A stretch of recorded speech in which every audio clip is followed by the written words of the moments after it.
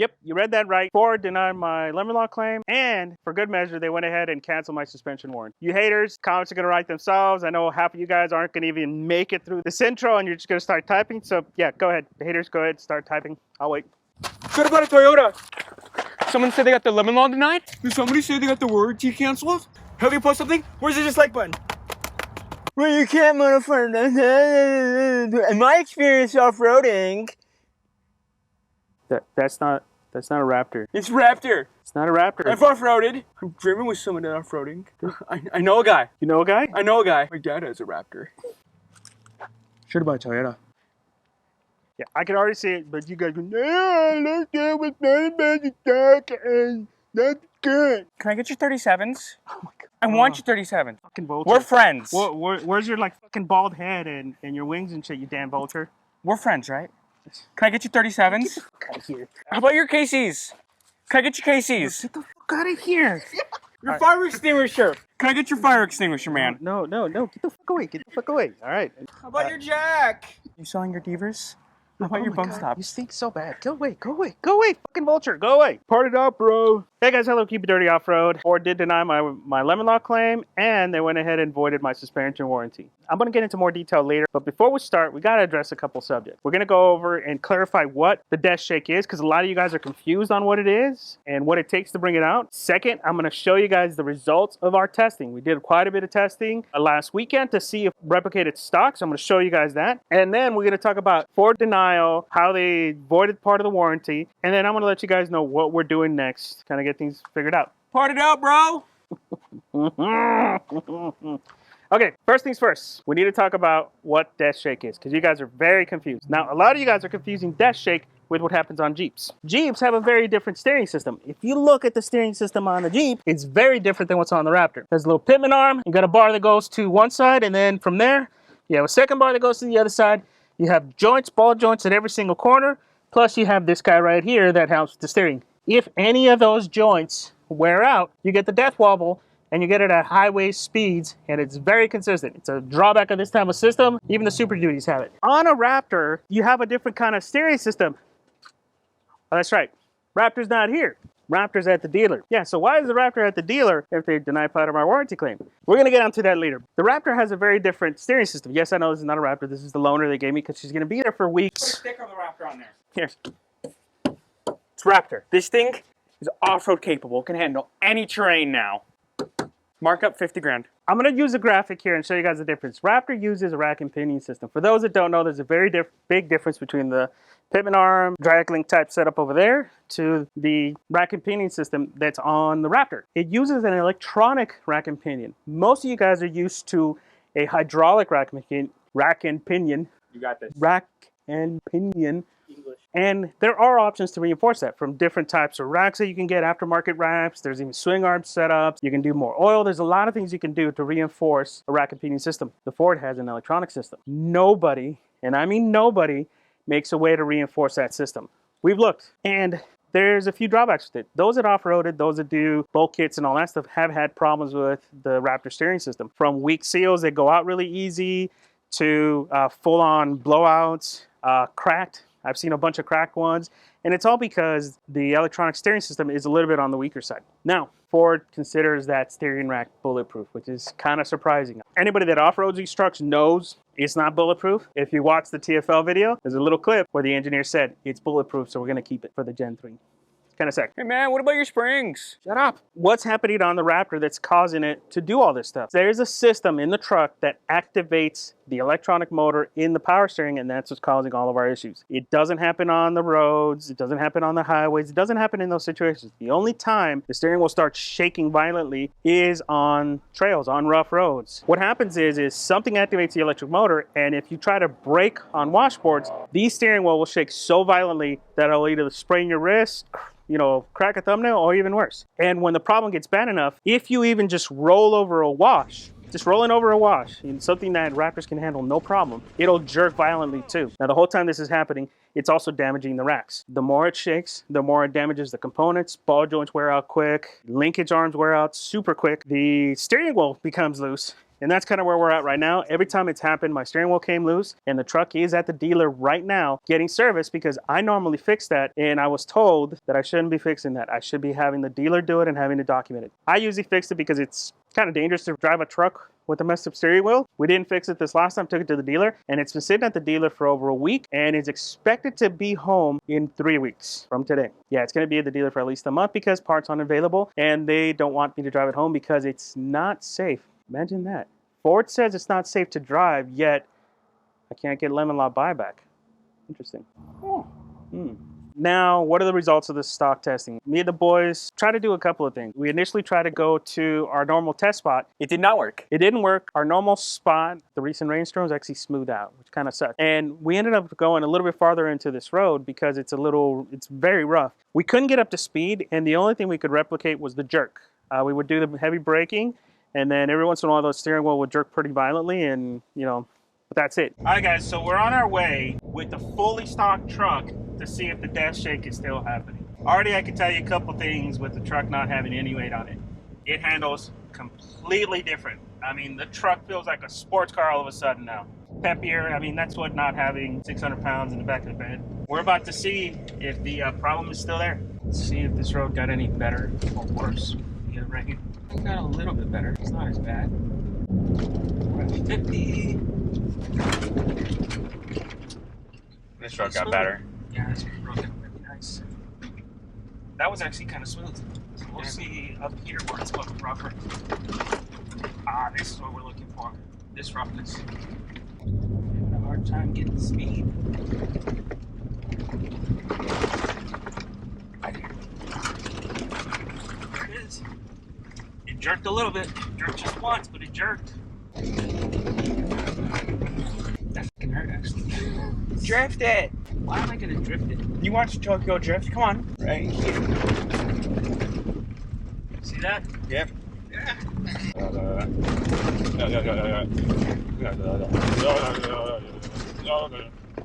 Yeah, the slower, you have to definitely be carrying more speed for it to do it.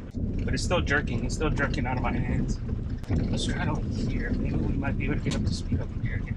Make sure it's clear first. Of course. It looks like you're clear. Punch it. Uh-oh.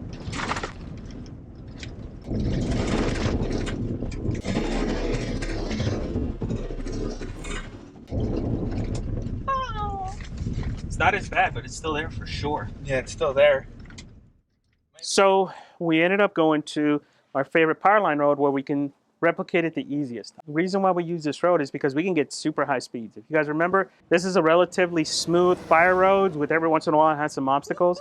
It's got a couple S-turns, and usually you're coming into those S-turns going about 70 miles an hour, and if you hit the brakes, it's a pretty messed up test. So we tried doing it there, and initially the truck wasn't doing it at all, and I was getting really frustrated because at first I was like, okay, maybe it's all the upgrades. As we started playing a little bit further, it wasn't long before it happened again.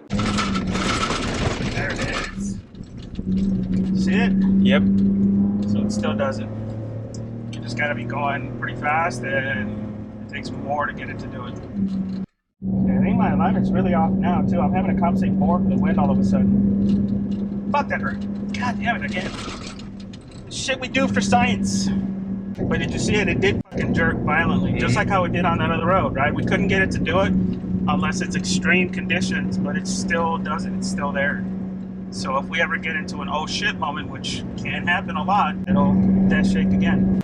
Yeah, I'm not gonna take that. I'm not risking it. If we get this one wrong, we pick up the truck. So it's definitely not the result we were looking for. Took us how many tries? It took a whole lot more speed and some heavy braking, but it was still there and it was still violent. So I think what it tells me is there's definitely something causing it, but it has to be on the extreme end. And if you upgrade it, it comes out easier, which is a bad thing, right? Because who leaves these trucks stock? Almost nobody leaves these trucks stock. I don't know. It's not the result we wanted. I wanted it to be a little bit easier to replicate, but she's still there. Let's go home because the truck feels squirrely right now. We don't have enough weight in the back. Bye. See you guys back at the house. It did take more speed in order to cause it, but it was still there. The dash shake was still there. If the terrain gets rough enough, something activates the electronic motor and it causes it to jerk violently. I wasn't prepared to take it any further than we were going. I think we were hitting about 65, which is faster than we can hit on our road here. I think our road here, the max we were doing is 45, 50. It just wasn't safe to go faster than that. And on Powerline Road, with the truck completely stock and relatively empty bed, it was way too dangerous. I mean, the truck was all over the place. It was squirrely. We couldn't really get up past 65. But the fact that we were able to replicate it tells me that the problem is definitely still there. It just needs more speed. Now, I know you guys are going to complain. It's not a pre-runner. It's not a trophy truck, man. Why are you driving it that fast? I know, right? Man, come on. So a lot of you guys don't know this because you don't have Raptors or you haven't pushed your Raptors. The Raptors can handle a lot of speed. And the roads that I've been doing this on are relatively mild. They're fire roads. They're not too crazy. They do have obstacles. We have all the obstacles marked out. We know what's there, so we know where to slow down so that we don't destroy the truck. So on that road, we can definitely get up into the 90s, no problem. That's usually why we kept it out. We know the limitations of our truck, and we were still within the limitations of our truck. We could definitely hit that much faster, but we didn't because the truck wasn't safe, didn't have enough weight, it wasn't balanced. All right, now to give you guys an update on what happened. We put in the lemon rod request, and within a week, we heard from Ford, which is kind of surprising. We weren't supposed to hear from them for about a month, so it almost appears like we got almost instantly denied. And when we got the letter, it didn't give a reason why. It just said, your lemon law request is denied, and that's it. You can go yada yada, go to arbitration, that's your next option. So initially I was pretty bummed about that and figured, okay, that's it. And then I figured, might as well let's get the truck back in the shop, let's get the steering fixed. If they're not gonna lemon law it, they're damn well gonna fucking fix it. Well, I make an appointment and my service advisor comes back to me and sends me this printout of the truck and it says, my suspension warranty has been voided or canceled, I'm sorry. It says this front and rear suspension canceled, which was very surprising. We hadn't heard anything about the suspension being canceled. We actually never put in any request for the suspension because there was no need to. The suspension was fine for the most part. So it was kind of surprising to us. Now, we weren't expecting to get any kind of warranty work on the suspension, guys. I mean, it's slightly modified with springs. Weren't going to expect it. On the advice of a friend, we went ahead and got a hold of a lemon law lawyer. And something that you guys need to understand about lemon law lawyers. They don't take cases unless they know they can win. I've been through the lemon law before. We went through it with BMW. We tried to do it with the Tesla. The BMW, we didn't need a lawyer. It was cut and dry. With the Tesla, the lawyer wouldn't take our case. When we gave all the information to the lemon law lawyer, they said, you definitely have a case. She has all my info on all the upgrades that this truck has. And she said, yeah,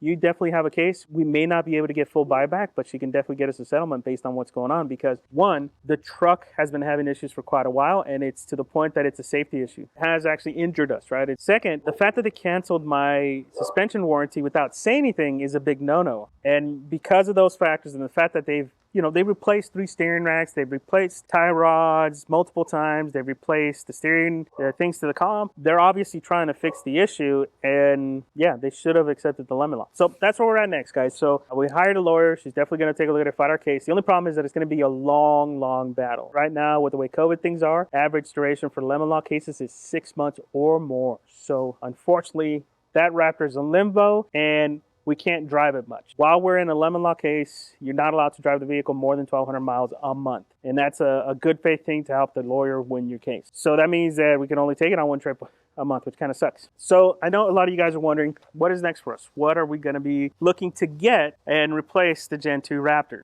911 Porsche for me, because yeah.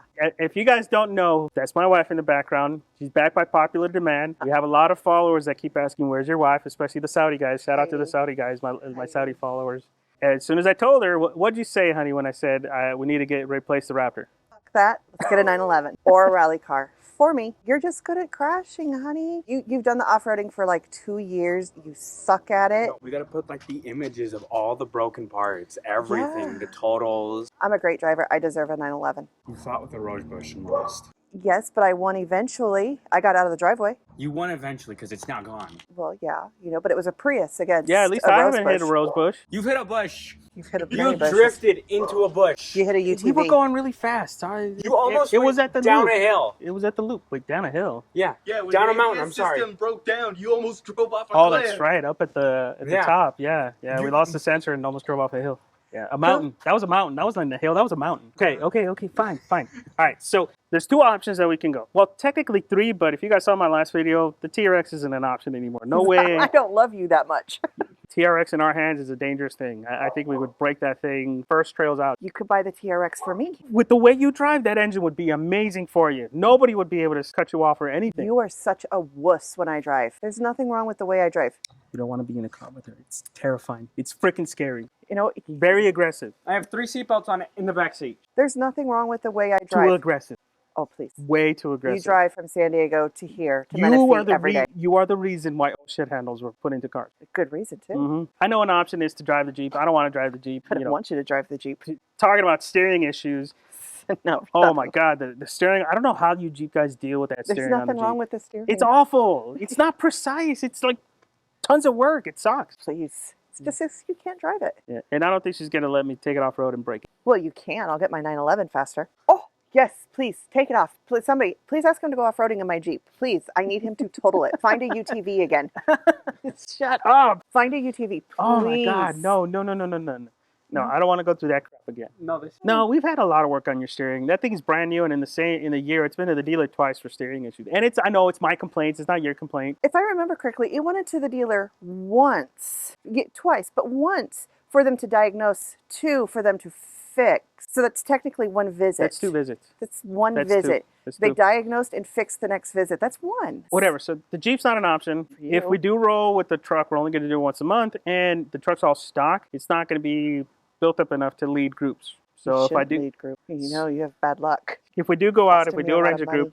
I need to get with folks that can lead the group for me. I'll do all the planning and stuff like that. But my truck can't be at the front because then it'll be a super slow Yes, run. please, somebody help him. Shut up. Shut up. Let me help you. So we are looking at 2 options. Second option, we get a Gen 3, we wait for those guys to come out, and we rock the Gen 3. So we can have more problems with that version. Exactly. That's my biggest concern. It's a brand new model. Ford did a great job with the 17. I love that truck. I miss that truck. That truck So was why solid. don't we just get another 17. I don't want to deal with electronic steering, whether it's a Gen 2 or a Gen 3. They're going to have the same steering. The Gen 2 and the Gen 3 are going to share the same steering. Why don't we just buy a Gen 1? So that's the third option. The one that I kind of leaning towards the most is buying a Okay. Gen 1. There we kind of have a couple options, right? I'll be like, you know what? 4th option, cut him out of everything. Yeah, count them out of everything. Get a rally car. Get a rally car. You and I go rally You and I go rally. because we're awesome as a team. Yeah, we're awesome as a team. Yeah, we don't need him. We don't need him.